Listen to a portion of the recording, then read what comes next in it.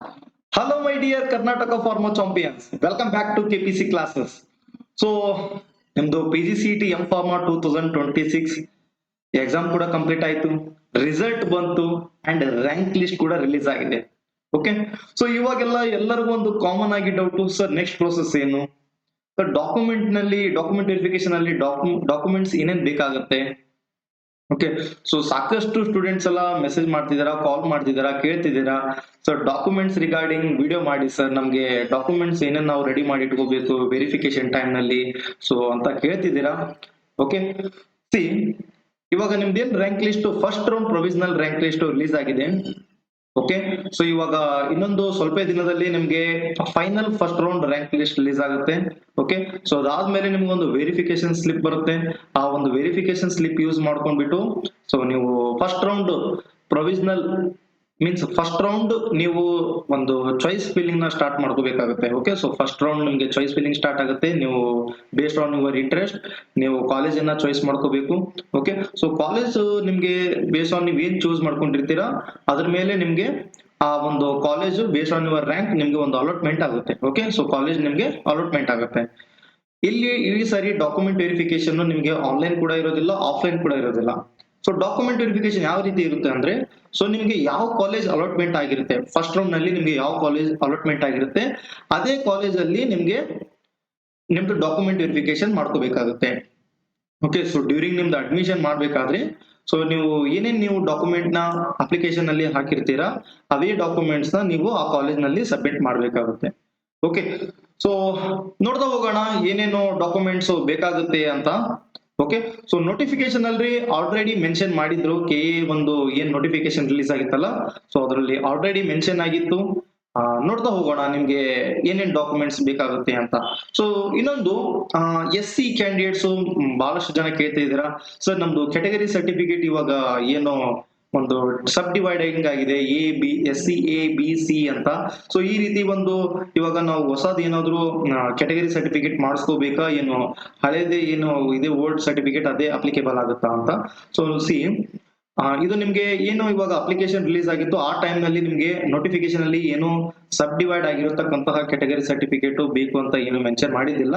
So no need to worry, ನಿಮ್ಮ ಹತ್ರ old certificate ಏನಿದೆ ಅದನ್ನೇ ನೀವು ಇಲ್ಲಿ ಅಪ್ಲೈ ಮಾಡ್ಕೋಬಹುದು, ಏನು ಪ್ರಾಬ್ಲಮ್ ಆಗೋದಿಲ್ಲ. Okay, SC category candidates.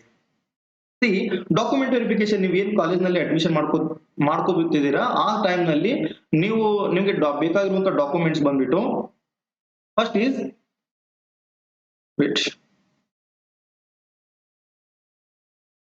SSLC marks card. Okay, so ನಿಮ್ಗೆ SSLC ಮಾರ್ಕ್ಸ್ ಕಾರ್ಡ್ ಬೇಕಾಗುತ್ತೆ as a age proof. Okay, SSLC marks card ನಿಮ್ಗೆ for age proof and parents name ಗೋಸ್ಕರ ನೀವು ಸಬ್ಮಿಟ್ ಮಾಡ್ಬೇಕಾಗತ್ತೆ. Okay, and birth certificate. So ಇದೊಂದು main problem. So birth certificate ಇಲ್ಲ sir, ನಮ್ದು birth certificate ನಾವು ತಗಸ್ಕೊಂಡಿಲ್ಲ, ಯಾವ ರೀತಿ ಮಾಡ್ಬೇಕು ಸರ್ ಅಂದ್ರೆ, birth certificate or cumulative record or any other certificate for proof of place of birth ಅಂತ ಕೊಟ್ಟಿದ್ದಾರೆ. ಓಕೆ, ಸೊ ಜಸ್ಟ್ ನಿಮ್ಗೆ ಪ್ಲೇಸ್ ಆಫ್ ಬರ್ತ್ ಗೋಸ್ಕರ ನೀವು ಇದನ್ನ ಬರ್ತ್ ಸರ್ಟಿಫಿಕೇಟ್ ನ ಸಬ್ಮಿಟ್ ಮಾಡ್ಬೇಕಾಗುತ್ತೆ. ಇನ್ ಕೇಸ್ ನಿಮ್ಮ ಹತ್ರ ಬರ್ತ್ ಸರ್ಟಿಫಿಕೇಟ್ ಇಲ್ಲ ಅಂದ್ರೆ ನಿಮ್ದು ಏನ್ 10th ಮಾರ್ಕ್ ಶೀಟ್ ಇದೆಯಲ್ಲ ಅದೇ ಅಪ್ಲಿಕೇಬಲ್ ಆಗುತ್ತೆ. ಇದು ಏನ್ ನಿಮ್ಗೆ ಬೇಕು ಅಂತ ಏನ್ ಕಂಪಲ್ಸರಿ ಇಲ್ಲ, not mandatory. Okay, birth certificate ಇಲ್ಲ ಅಂದ್ರೆ ಇನ್ ಕೇಸ್ ನೀವು ಆ ಪ್ಲೇಸ್ ನಲ್ಲಿ ನಿಮ್ದು 10th ಮಾರ್ಕ್ ಶೀಟ್ ನ ಸಬ್ಮಿಟ್ ಮಾಡ್ಕೋಬಹುದು. ಓಕೆ, ಇಲ್ಲ ಅಂದ್ರೆ ನಿಮ್ಮ ಹತ್ರ ವಾಸಸ್ಥಳ ಕೂಡ ಇರುತ್ತೆ, ಅದು ಕೂಡ ಸಬ್ಮಿಟ್ ಮಾಡ್ಕೋಬಹುದು. Next B.Pharm marks card for all years. Okay, B.Pharm marks card. Okay, ನಿಮ್ದು B.Pharm ಎವ್ರಿ ಸೆಮ್ದು ನಿಮ್ಮ ಹತ್ರ ಮಾರ್ಕ್ ಶೀಟ್ ಇರಬೇಕು, ಮಾರ್ಕ್ ಶೀಟ್ ನ ಸಬ್ಮಿಟ್ ಮಾಡ್ಬೇಕಾಗುತ್ತೆ. Okay, so B.Pharm first to 8th semester ವರೆಗೂ ಕಂಪ್ಲೀಟ್ ಮಾರ್ಕ್ ಶೀಟ್ ನ ಸಬ್ಮಿಟ್ ಮಾಡ್ಬೇಕಾಗುತ್ತೆ. ಅದ್ರ ಜೊತೆಗೆ degree certificate issued by the university. Degree certificate issued by the university ಅಂದ್ರೆ ಕಾನ್ವೊಕೇಶನ್ ಸರ್ಟಿಫಿಕೇಟ್ ಅಂತ ಕರಿತೀವಿ ನಾವು, degree certificate.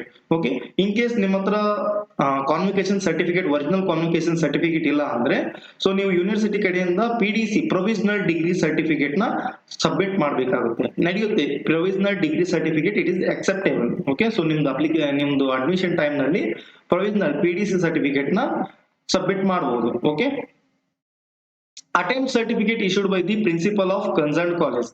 Okay, so attempt certificate ನಿಮ್ದು ಏನ್ ಸೆಮ್ ವೈಸ್ ನಿಮ್ದು ಎಕ್ಸಾಮ್ ಇರುತ್ತೆ ಅಲ್ಲ ಆ ಟೈಮ್ ನಲ್ಲಿ ನೀವು ಎಷ್ಟು ನಂಬರ್ ಆಫ್ ಅಟೆಂಪ್ಟ್ಸ್ ಗೆ ನೀವು ಎಕ್ಸಾಮ್ಸ್ ಎಲ್ಲ ಕ್ಲಿಯರ್ ಮಾಡ್ಕೊಂಡಿದ್ದೀರಾ ಅಂತ ಅಟೆಂಪ್ಟ್ ಸರ್ಟಿಫಿಕೇಟ್ ಅಂತ ನಿಮ್ದು ಕಾಲೇಜ್ ನಲ್ಲಿ ಕೊಡ್ತಾರೆ. ಓಕೆ, ಸೊ ನಿಮ್ದು ಅಡ್ಮಿನಿಸ್ಟ್ರೇಟಿವ್ ಆಫೀಸ್ ನಲ್ಲಿ ಕೇಳ್ಕೊಳ್ಳಿ. ಇದು ಅಟೆಂಪ್ಟ್ ಸರ್ಟಿಫಿಕೇಟ್ ಕೂಡ ಕಲೆಕ್ಟ್ ಮಾಡ್ಕೊಂಡು ಸಬ್ಮಿಟ್ ಮಾಡ್ಬೇಕಾಗುತ್ತೆ. ನೆಕ್ಸ್ಟ್ ಬಂದ್ಬಿಟ್ಟು compulsory rotary internship or industrial training completion certificate or certificate indicating the likely date of completion issued by the principal of the college. ನಿಮ್ದು industrial training certificate compulsory ಬೇಕಾಗುತ್ತೆ. Okay, so ನಿಮ್ದು ಅದು ಆ industrial training certificate ನಲ್ಲಿ compulsory ನಿಮ್ದು college principal signature ಇರಲೇಬೇಕು. It's mandatory section.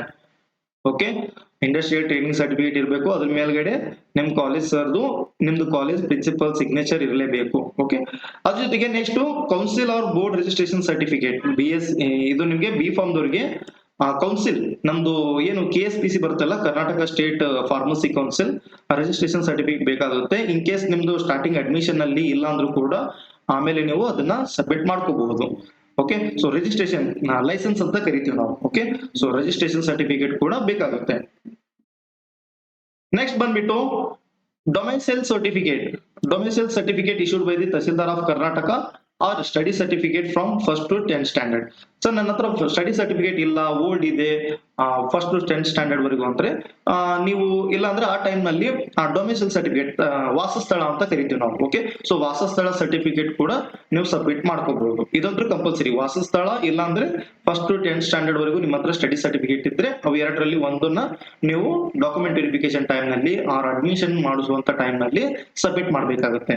Okay, so next ಬಂದ್ಬಿಟ್ಟು valid income and category certificate obtained from the concern tahsildar of Karnataka.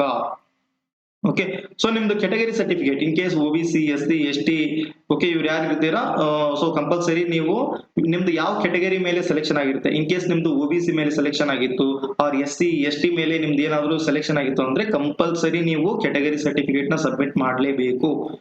Okay, so in case ನೀವ್ ಏನಾದ್ರು ಕೆಟಗರಿ ಮೇಲೆ ನಿಮ್ದು ಸೆಲೆಕ್ಷನ್ ಆಗಿತ್ತು, ನಿಮ್ಮ ಹತ್ರ ಕೆಟಗರಿ ಸರ್ಟಿಫಿಕೇಟ್ ವ್ಯಾಲಿಡ್ ಇಲ್ಲ ಅಂದ್ರೆ ಸೊ ನೀವು ರಿಜೆಕ್ಟ್ ಆಗ್ತೀರಾ. Okay, so category certificate must and should mandatory. Next ಬಂದ್ಬಿಟ್ಟು certificate under article 371J HK region certificate ಅಂತ ಕರಿತೀವಿ ನಾವು. HK certificate, Kalyana Karnataka certificate, ಇದು ಕೂಡ ಮ್ಯಾಂಡೇಟರಿ. ಓಕೆ, ಸೊ ಅದ್ರ ಜೊತೆಗೆ as per G O of in case of married women, okay, married women category ಇದ್ರೆ ಅದು ಕೂಡ ಮ್ಯಾರಿಡ್ ಕೆಟಗರಿ ಸರ್ಟಿಫಿಕೇಟ್ ಕೂಡ ಸಬ್ಮಿಟ್ ಮಾಡ್ಬೇಕಾಗುತ್ತೆ. Okay, so these are the documents required for during your document verifications. Okay, so ಇಷ್ಟೇ ಇದೆ, ಏನಿಲ್ಲ. So ನಿಮ್ದು mark sheet ಎಲ್ಲ ರೆಡಿ ಮಾಡಿ ಇಟ್ಕೊಳ್ಳಿ. ಕೆಟಗರಿ ಸರ್ಟಿಫಿಕೇಟ್, ವಾಸಸ್ಥಳ ಅಂಡ್ SSLC ಮಾರ್ಕ್ ಶೀಟ್ ಇವಿಷ್ಟಿದ್ರೆ ಆಯ್ತು. ಮತ್ತೆ ನಿಮ್ದು ಟ್ರೈನಿಂಗ್ ಸರ್ಟಿಫಿಕೇಟು, SC ಕ್ಯಾಂಡಿಡೇಟ್ಸ್ ನೀವು ನೋ ನೀಡ್ ಟು ವರಿ, ನಿಮ್ದು ಓಲ್ಡ್ ಏನಿದೆ ಸರ್ಟಿಫಿಕೇಟ್ ಅದೇ ಅಪ್ಲಿಕೇಬಲ್ ಆಗುತ್ತೆ. ಓಕೆ, ಸೊ 5 years ವ್ಯಾಲಿಡಿಟಿ ಏನಿರುತ್ತೆ ಅದ್ರೊಳಗಡೆ ಇರಬೇಕು. ಡಾಕ್ಯುಮೆಂಟ್ ವೆರಿಫಿಕೇಶನ್ ಆಗುತ್ತೆ. ಓಕೆ, ಅಡ್ಮಿಷನ್ ಮಾಡ್ಕೊಳ್ಳಿ. ಡಿಪೆಂಡ್, ಸೊ ಚಾಯ್ಸ್ ಫಿಲ್ಲಿಂಗ್ ಮಾಡ್ಬೇಕಾದ್ರೆ ಬಹಳ ಕೇರ್ಫುಲ್ ಇಂದ ಚೂಸ್ ಮಾಡ್ಕೊಳ್ಳಿ ಕಾಲೇಜಸ್ ನ. So based on your interest ಯಾವ ರೀತಿ ಇದೆ ಆ ರೀತಿ ನಿಮ್ದು ಒಂದು ಕಾಲೇಜ್ ನ ಚಾಯ್ಸ್ ಫಿಲ್ಲಿಂಗ್ ಮಾಡ್ಕೊಳ್ಳಿ. ಓಕೆ, ಸೊ ಚಾಯ್ಸ್ ಫಿಲ್ಲಿಂಗ್ ಬಂದ್ಬಿಟ್ಟು ಬೇಗನೆ ಸ್ಟಾರ್ಟ್ ಆಗುತ್ತೆ. ವಿತಿನ್ ವೀಕ್ ನಲ್ಲಿ ಡೆಫಿನೆಟ್ಲಿ ನಿಮ್ದು ಚಾಯ್ಸ್ ಫಿಲ್ಲಿಂಗ್ ಸ್ಟಾರ್ಟ್ ಆಗುತ್ತೆ. ಅದು ಕೂಡ ಸ್ಟಾರ್ಟ್ ಆದ್ಮೇಲೆ ನಾನು ಅಪ್ಡೇಟ್ ಕೊಡ್ತಾ ಇರ್ತೇನೆ. Okay, thank you so much. ಏನಾದ್ರು ಡೌಟ್ಸ್ ಇದ್ರೆ ಕಮೆಂಟ್ ಬಾಕ್ಸ್ ನಲ್ಲಿ ಹಾಕಿ. ಓಕೆ, ರಿಪ್ಲೈ ಕೊಡ್ತೀನಿ. Thank you.